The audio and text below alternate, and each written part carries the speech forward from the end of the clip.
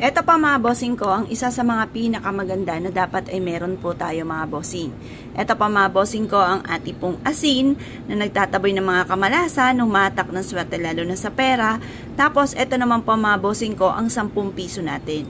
Pinili ko po ito dahil mix na po mga bossing ko ang gold at saka silver.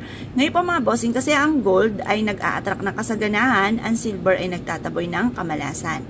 Hugasan muna natin mga bossing ko ang barya dahil kung sino-sino na po ang humawak ng mga barya mga bossing. Dahil baka may kumapit na dito na kamalasan.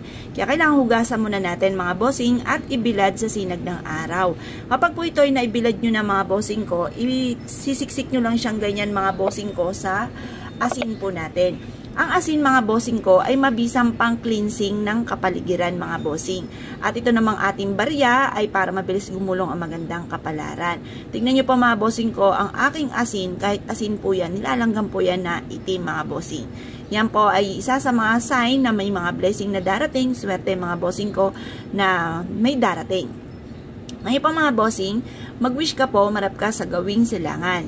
Sabi niyo po sa pamamagitan ng pampaswerteng ito ay magtutuloy-tuloy ang pasok ng swerte at hindi na ako lagi mamumblema tungkol sa usapin ng pera. Bukod sa aking sipag at tiyaga na numero 1 at pananalig sa mahal na Panginoon, ay sasabayan ko ng ganitong mga pamamaraan ng mga pampaswerte para wala na akong pagkukulang pa, lahat ay nagawa ko na at ako ay magiging matagumpay.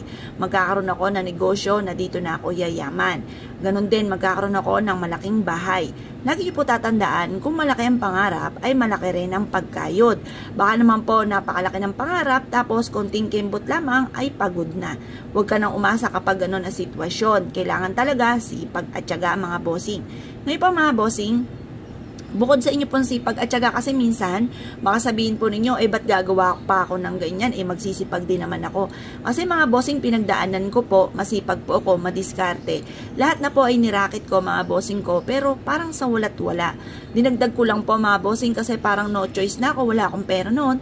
Wala na akong ibang maisip kung paano ko suswertihin dahil lagi na lang malas. Ang dinagdag ko sa buhay namin na hindi ko inalis ang aking sipag at tiyaga, double time talaga sa pagkayod at hindi ako nakalimot magdasal. Dinagdag ko lang po sa buhay namin ay pampaswerte. At hindi ako makapaniwala sa mga blessing na dumating mga bossing.